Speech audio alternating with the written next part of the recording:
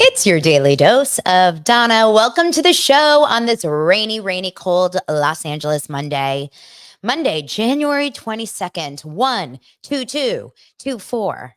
I always have like a thing for these numbers. Maybe I'm a numerology gal.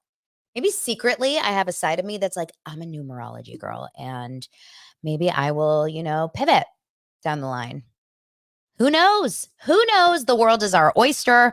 Welcome to the show. Any of you new subscribers, got so many of you new ones over the weekend. I guess you just have to remind people to subscribe and check because according to a few different comments and DMs that I get, you guys keep getting unsubscribed. A lot of people are saying that they will message like they will if they don't comment often, they will not get a lot of what's it called? They won't continue being subscribed. So make sure you check that out. Also, my listens are just going up and up on the audio side. Are you a viewer? Are you a listener? What's your deal? It was such an interesting weekend, you guys. I learned so much about life this weekend. I do feel like I'm learning more and more about life and about myself and about other people and about other people's opinions about other people over the weekend. I feel like if you know what I'm talking about. We will definitely talk about all of it. I will shout out before we get into the show. I would love to take a moment to talk about this week's sponsor of the show, which is ZipRecruiter.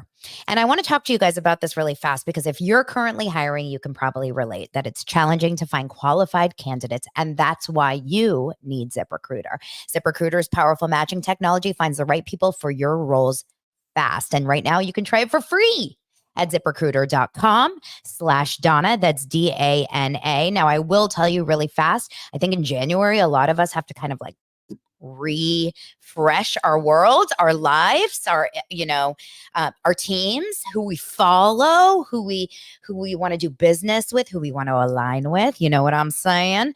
So ZipRecruiter is a great way to get people on your team that have the skills that you need and also can really like get exactly what you need out of like a candidate. Because I don't know. I teach a lot of people how to create a podcast. That's something that I do on the side. A lot of you guys know about it. I have multiple clients that are killing the game right now. And I'm currently right now filling up for my next group class. So the notes in the show notes, you can get more information on that. But when I talk to these people who want to start their podcast, it's all about who should I hire as a producer? Who should I hire as an assistant, a virtual assistant, this and that. So ZipRecruiter is really great because they use AI technology. It's like smart technology. I'm all about ChatGPT and all that fun stuff. So as you rate candidates that are coming in, ZipRecruiter sends you more of the ones you like. It's literally, you know what it is? It's like Tinder or Hinge or like those dating apps, right? Like you swipe, you're like, this is the one, this is not the one. So anyway, go and try ZipRecruiter for free this month. You can find all the talent you need to fill all of your roles with ZipRecruiter. See for yourself why 4 out of 5 employers who post on ZipRecruiter get a quality candidate within the first day. Just go to this exclusive web address right now, ZipRecruiter.com/Donna. Again, that's ZipRecruiter.com/Donna, DANA, ZipRecruiter, the smartest way to hire. Okay. Thank you, ZipRecruiter. Let's keep talking. Let's get into the gossip. I am so happy to see all of you guys coming here for your first live. I will say really fast that this week's Patreon is going to be bomb.com. Really good, because here's what we're going to talk about on Patreon this week. We're going to talk about Aaron from Scientology, and we all got to witness. Thank you to the doser that sent me a DM and gave me the heads up and then posted on the Daily Dose of Donna Facebook group about the live arrest. We saw Aaron Smith-Levin, who was a guest on my show. He covers all of the Scientology drama. We're going to talk about his live arrest. We're going to talk about American Nightmare, which is a documentary series that Lance and I watched over the weekend. Holy shnikes. I'll just tell you, I haven't slept very good, but we'll talk about that. And then we'll talk about some other, behind the scenes blogger, podcaster content stuff that is happening in this world. I will allude to it today because it was part of Jeff Lewis, but we'll get more into it on Patreon. So make sure to join the Patreon. The link is below. I release a new episode. Right now, I'm releasing 2 episodes a week. Yesterday, I released an episode with my friend Zach Peter. We are rewatching Real Housewives of Beverly Hills season 1. So yesterday's episode was all about, when Camille and all the girls went to Kelsey Grammer's New York, play opening. It's really good. It's really, really interesting. Okay, Andrew, I'll name them. Now, I said it on my stories earlier. Dr. Donna was on Jeff Lewis this last week. I actually didn't listen to that episode. I've been slacking, y'all. I've been slacking on listening to my shows every day. I've had like a really crazy few weeks. But I did see the clip where she basically said, because Jeff was saying how he struggles with when he knows he's right, but people online say he's not, et cetera, et cetera. And he said, Dr. Donna left him with this advice, and Justin Martindale was at the event too. And she said, do they have a right to, their own opinions? And Jeff said, yes. And she goes, let them. So let them and name them. Let him, name him, receipts, proof, timeline, screenshots. You guys, this is the best. I picked up my sons from school on Friday or Thursday. I can't remember which day it was, whatever. And my third grader's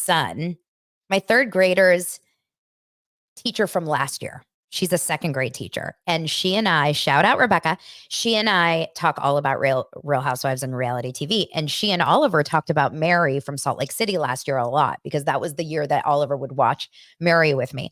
And I picked the boys up from school the other day, and Rebecca opens the door to like put the kids in the car, like at the carpool line or whatever, and opened the door, put Oliver in, and she goes, receipts. And I go, proof, timeline, screenshots. And Oliver goes, oh my God, are we talking about esophagus gate? My third grader, I said, Oliver, how do you know about the esophagus? He goes, Sutton. I'm like, wow, I really need to put some boundaries with my Real Housewives watching around the house. I mean, Oliver knows about Sutton and her esophagus. Oliver is going to take over Daily Dose of Donna when this is over. When I have retired, Oliver is going to be like Daily Dose of Oliver. And it's going to be half sports. He's going to talk about Travis and Taylor because he's a big sports guy. Oh my gosh, so funny. Okay. My weekend was very relaxing. A lot of you were asking if I made it to Sarah from Jeff Lewis Obsessed event. I did not go. I was doing family stuff all weekend. I enjoyed my weekend tremendously. I got to see my son play in a piano recital. I got to see my other son kill it at a basketball game. Got to cook. Got to watch TV. It was a great weekend. Okay. You guys, we have some stories today, and they are all over the place. Okay. We are going to talk a little bit about one thing that popped up on my feed last night by Not Skinny But Not Fat, Amanda. She is a podcaster. She's the one that had Sam from Summer House, Sam and Corey, the breakup. She had Sam on last week. So I like Amanda a lot. I know she ruffles some feathers online. I think every good person in this space does. Obviously, like not everyone's going to like you. I mean, we see that every day, right? But Amanda, I like her. And she posted a reel that killed me last night beyond, because you guys don't know me circa like 2010 to 15. But I'm telling you, I was so vocal on my Facebook feed back then before I was a public podcaster. This is when I was just a casting director working in, Disney TV. The way that Anne Hathaway triggers me. Whew. That woman. Now, I will say, I've seen some good performances. I've seen, like, she was in that movie with Adam Driver with Jared Leto, where they played Adam Newman from WeWork. She played his wife. Phenomenal role for her because she was unlikable. Like, I don't find Anne Hathaway likable. This is a controversial situation, but she was photographed out in, I believe, Italy. I mean, it would make sense that it was in Italy, coming out of a car, and all of these people wanted to take pictures, and fans were there, and paparazzi. just like you see on every other paparazzi shot from any celebrity getting out of any car anywhere. And she gets out of the car. And if you guys watch it, I posted on my story. She walks out and she goes, okay, calma, calma, calma. Okay, calma, calma. I would like to take a photo with every one of you, but I will not be able to do it. I will need you to stand back, calma. And then I will wave at you and give you what you need, calma. The way this woman makes my skin crawl. Does anyone else get triggered so hardcore by Anne Hathaway? There's very few people that do this. Although I watch them every week on Real Housewives. Annemarie, we'll talk about her. Annemarie triggers me like nobody's business. Who else is driving me bananas on these shows? Adriana and Alexia in Miami. They drive me insane. Speaking of Annemarie, did you guys see how last week I mentioned on a show that the Anesthesiologist Society of America, or the American Society of Anesthesiologists, I don't remember, it's ASA. They had posted something about Annemarie talking about, how they don't like,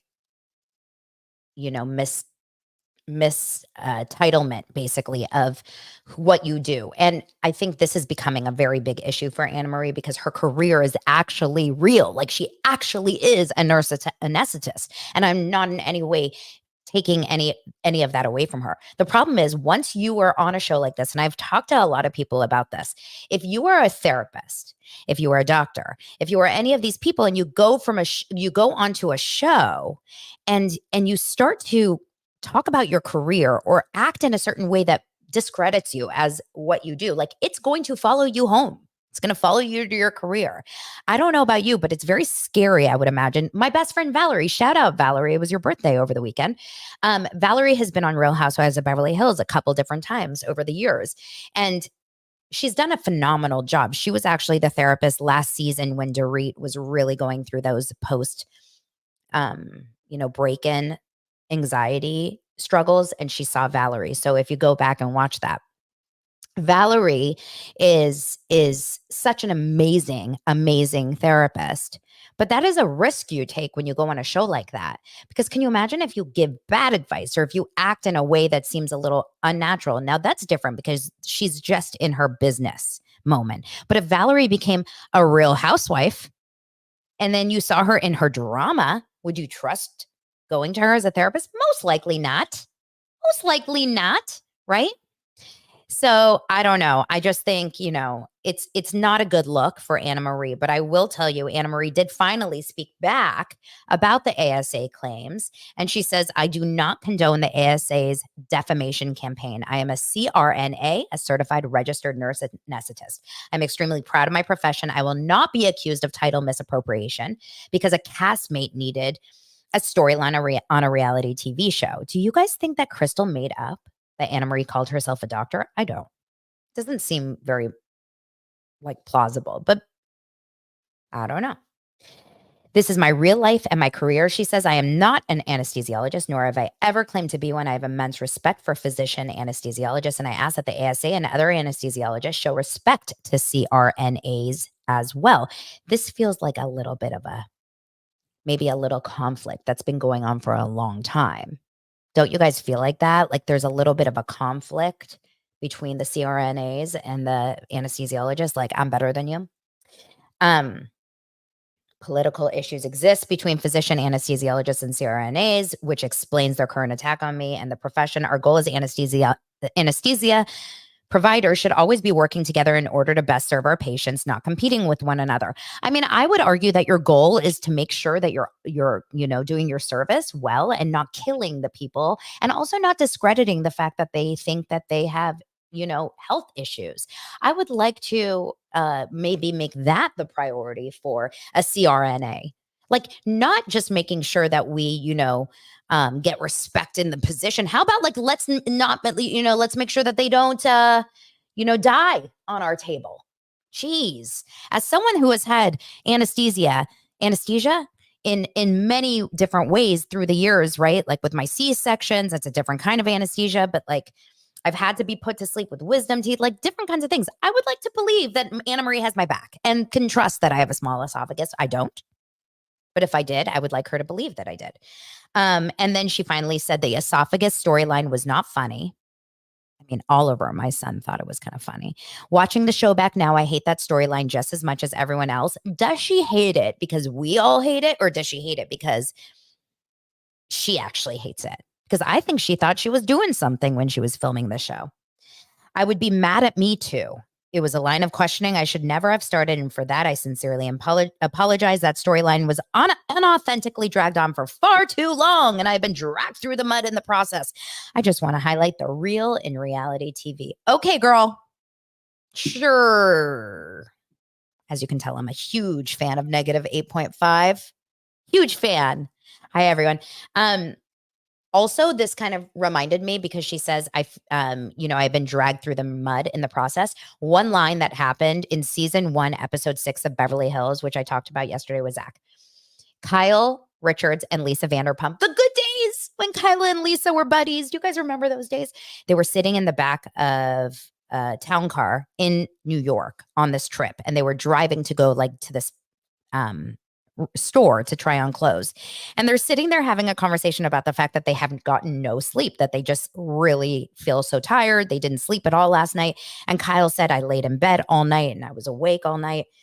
And Lisa says, I feel like I've been shagged backwards through a bush. And Kyle goes, what? And Lisa goes, yes, I feel like I've been dragged backwards through a bush. And Kyle goes, I thought you said shagged. And Lisa goes, oh, well, that wouldn't have been bad either. And I thought it was so funny. Can you imagine? Shagged backwards through a bush is my new thing.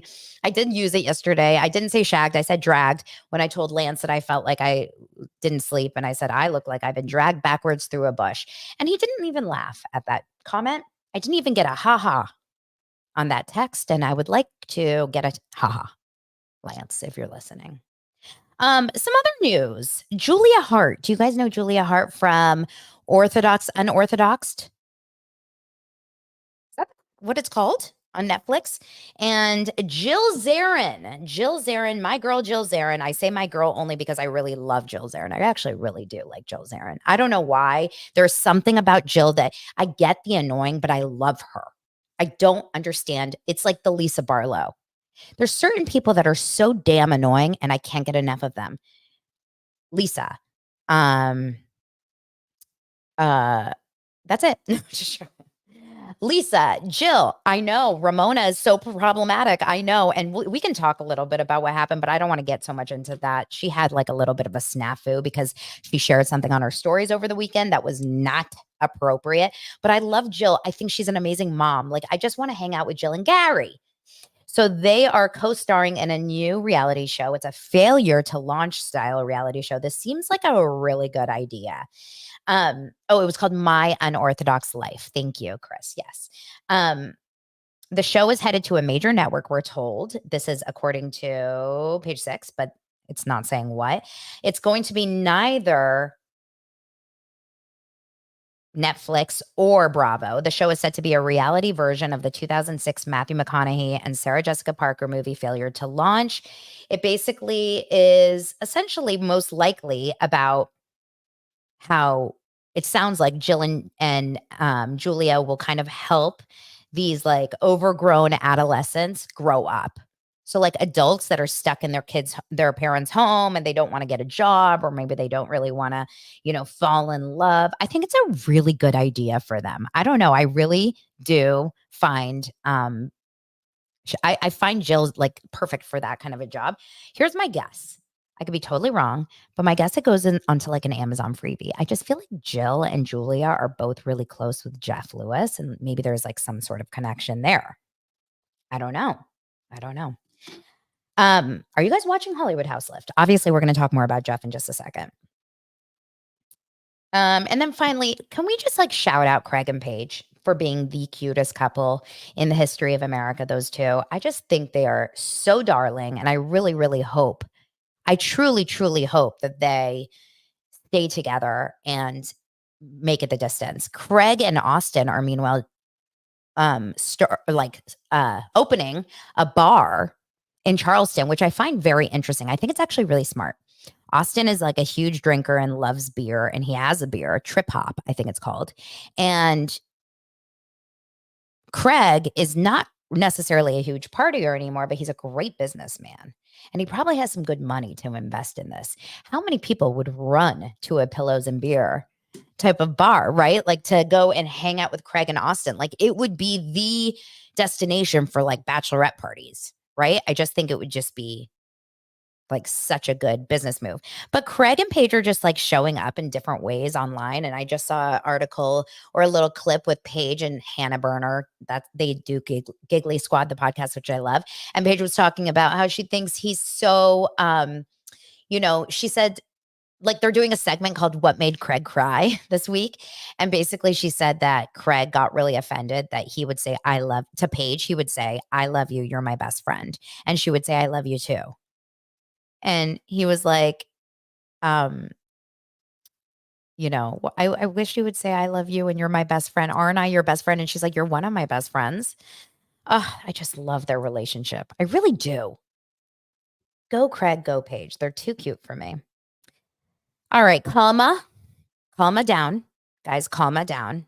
We're getting to the stories. Okay, I'm just going to quickly cover, and I'm not even going to cover it. I'm literally going to just mention it. I know it's in the title, Real Housewives of Potomac.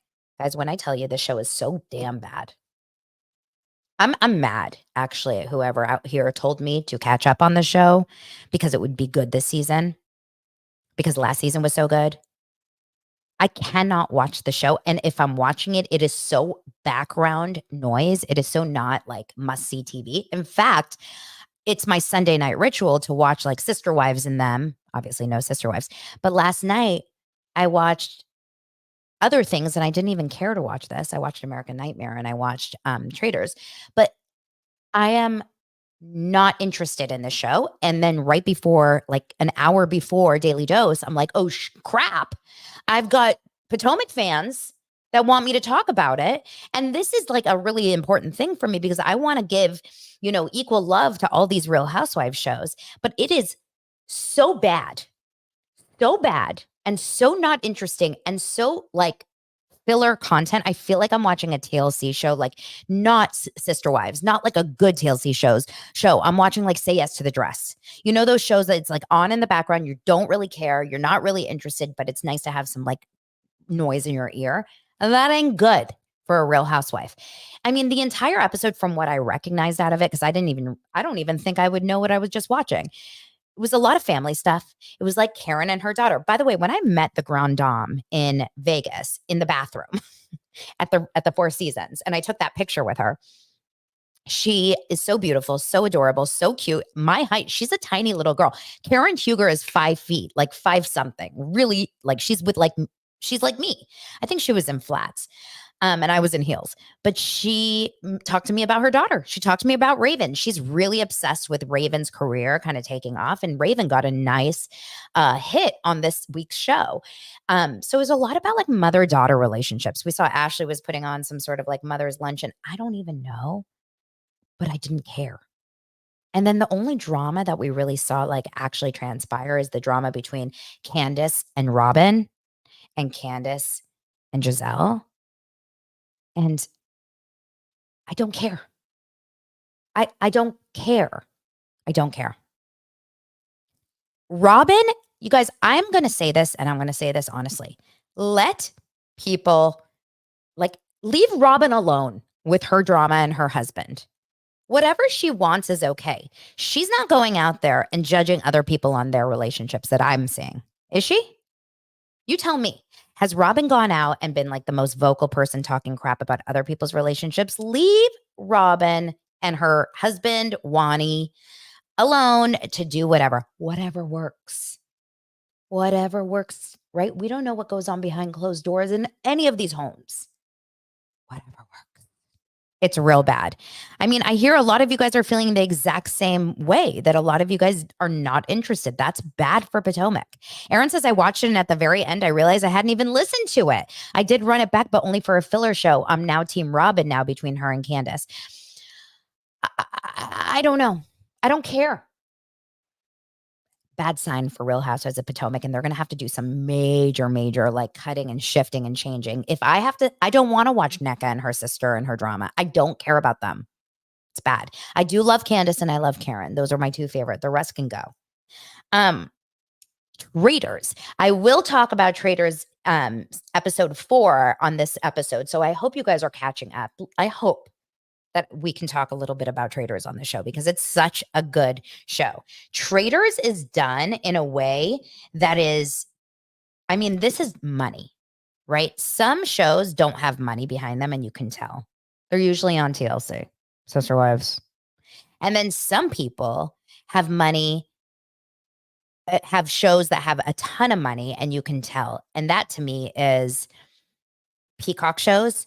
Like Girls Trip looked beautiful. It was shot beautifully. You can tell that they put some cashola in it. And I come from this, being Lance's wife. Like I have a camera operator and like a director of photography as a husband. So I recognize, quality in terms of how things are filmed, reality style.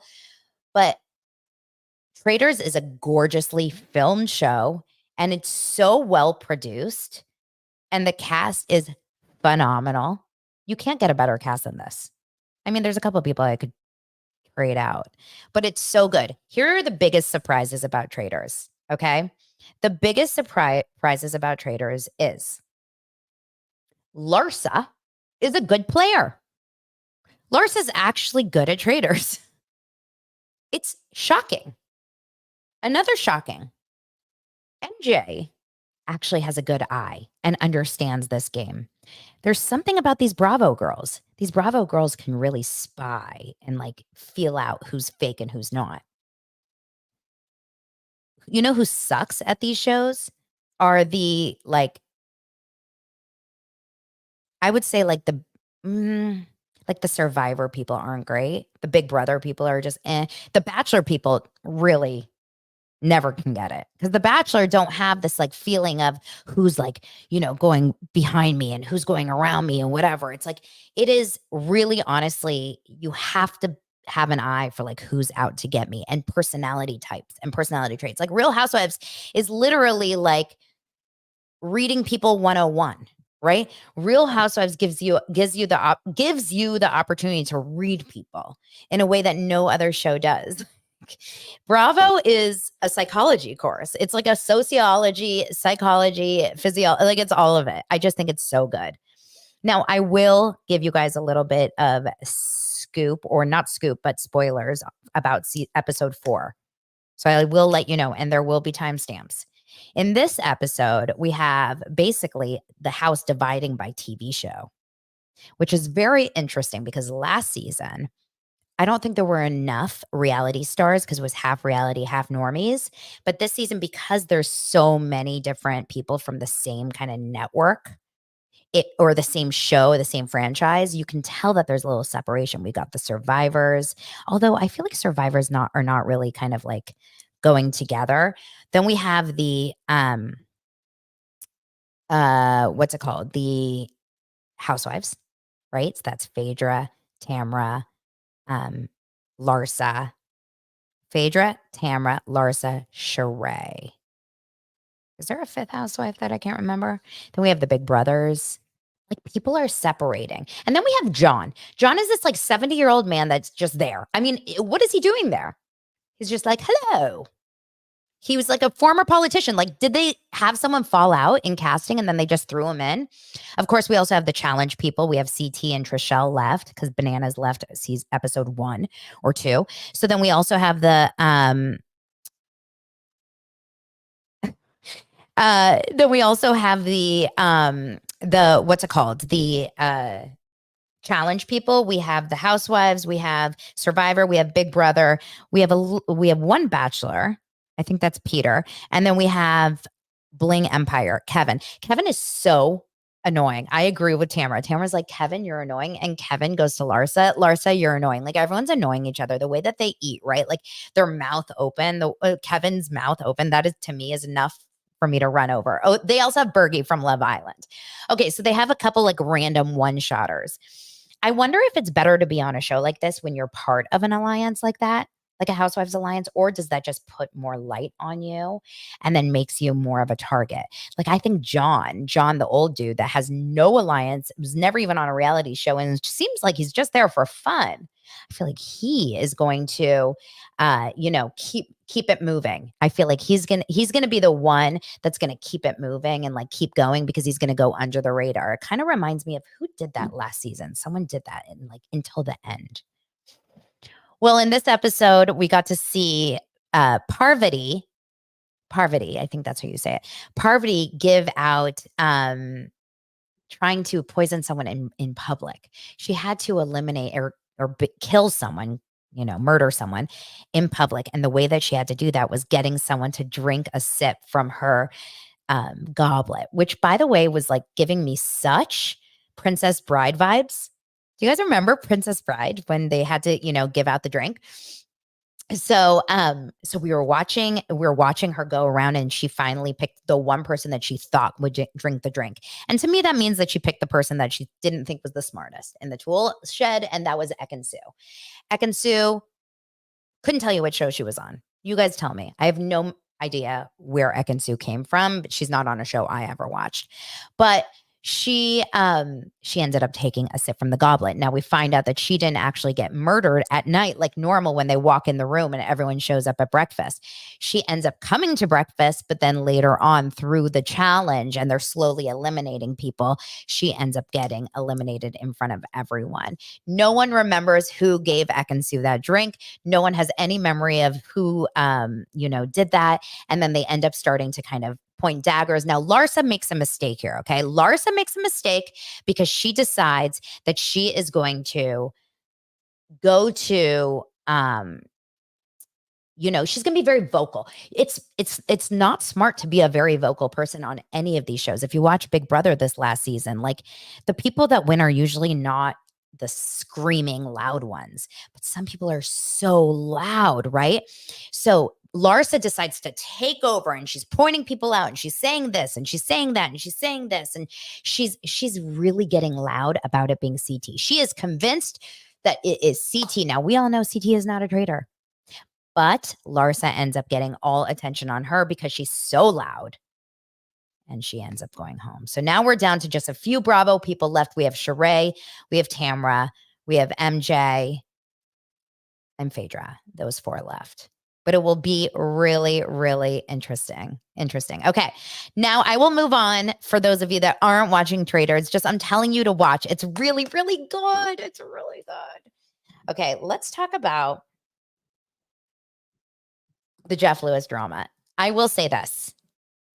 There is obviously, for those of you that are Jeff Lewis fans, for those of you that are online, and for those of you that listen every day and know kind of like the inner workings, I think a lot of you will understand that there was some drama over the weekend, right? Because the comment what happened about Jeff Lewis talked about this on Friday with Marge. He had Marge from Jersey, and it comes up that she had been approached by a fan, Sarah from Texas. We all know Sarah from Texas, right?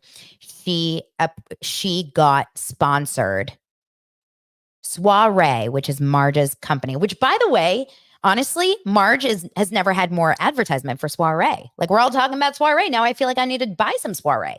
Anyway, Marge went on Jeff Lewis's show, and they talked about a conversation that Jeff and Marge had the night prior, where Marge said, I sent over Soiree for your event. I guess that's kind of how it came out. And Jeff said, whoa, that's not my event. Jeff decided to have a conversation on his show, which is why I'm covering it, because this is all stuff that has been covered on the show.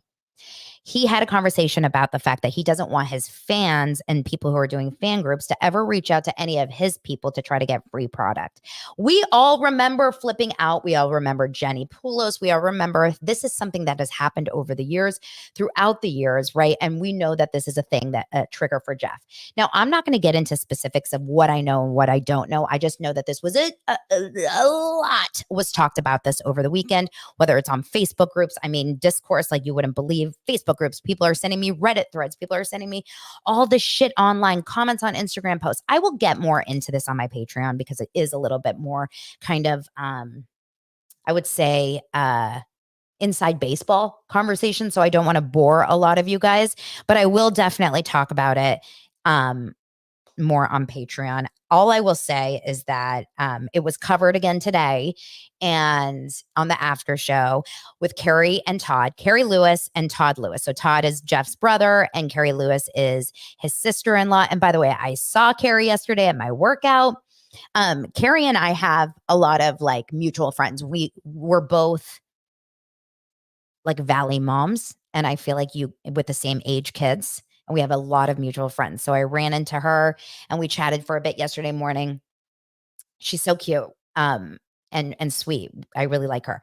So she and Todd and Jeff covered it today on the after show. All I'll say right now is go and listen to the after show so you can get more information on what happened, and I will talk about it more.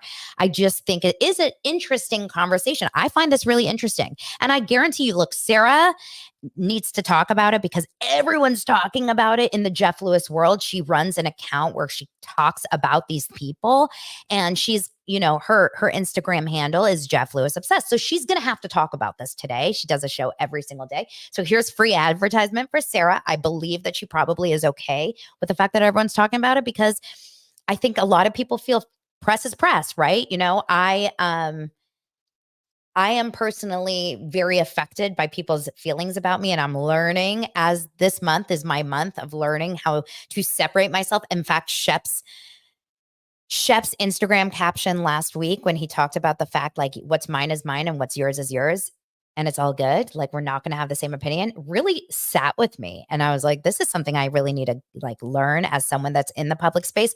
But some people don't care. Some people are down for the haters. Like they're like, bring it on. You're talking about me, bring it on. So I'm curious to hear what Sarah has to say. Like I said, I will talk about more from my perspective and my thoughts as someone that is in this world and in this space. And what I didn't love was hearing how Jeff said now he has to like be very careful about inviting any of the insiders to his events, because I'm like, dude, that sucks for other people. And I don't love that. I would love to get a little bit more information on all of it. So I'm very, very interested to hear what happens. I am not affiliated with Sarah from Texas personally. I just want you guys to know, other than the fact that we have both created shows, we both go live every day. We are friends. We are friendly. She's been on my show. I believe I've been on her show. We have a lot of mutuals. Like Sarah Fraser was at the event, and I'm good friends with Sarah too online. She's been on my show. I've been on her show. Zach was at the event. Zach and I do a weekly show together, and I freaking love him. And we share a lot of people in common. I was at his live show on a panel. So there's definitely connections here, but I was not affiliated with that event. I just want to put it out there. Okay.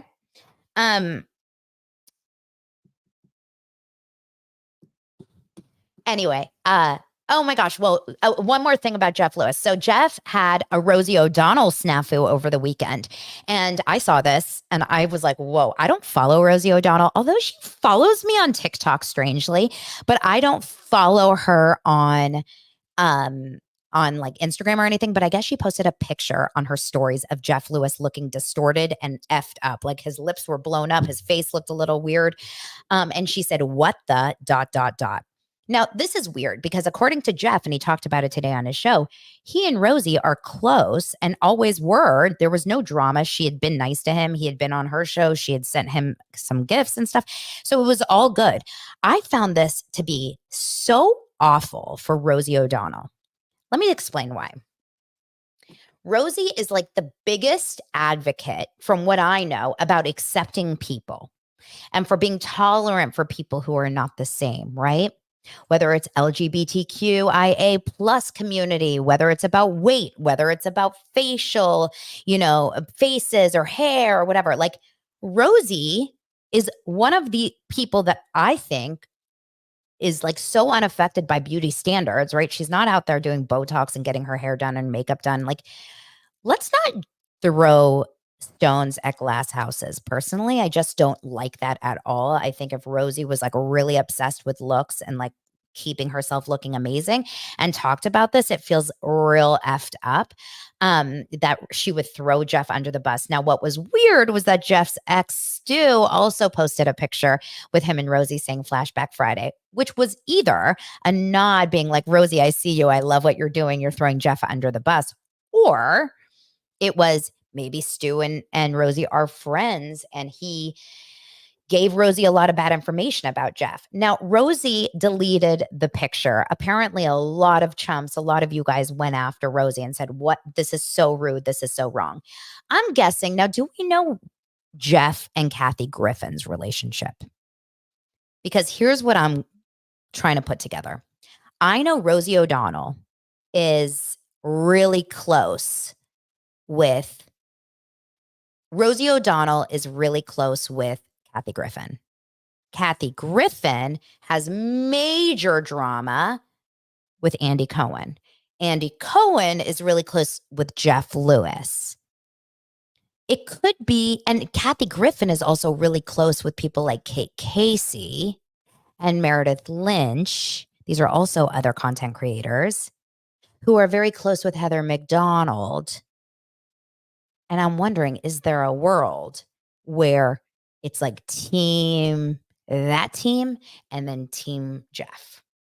And I'm curious because it felt like a low blow. It was a bad look for Rosie as a mother.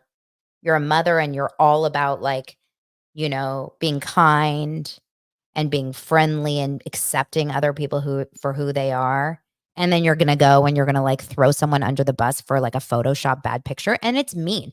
And you hear this in listen, Jeff is someone that makes fun of people left and right. That's his brand, right? When it's your brand, it's different. When it's not your brand, it seems rude, right? I'm not saying that Jeff is like always right. He's a jerk as well. We all know that, right? I just find it all really, really interesting. Oh, Brianna says Kathy Griffin can't stand Heather McDonald. I don't know. Katie says I'm going to need a flow chart to keep up with who is feuding with who. So am I. I'll probably be in there at some point. Put me in, coach. No, really don't. I don't like feuds. I really don't. I'm like Kim Richards in season 1 of Real Housewives of Beverly Hills when she's like, I just don't like confrontation. I just don't like it. I don't like it. I talk about it though, because this is what you guys are interested in. I find it all really interesting. The whole like drama behind the scenes. This is like a Hollywood novel, right? This is a book.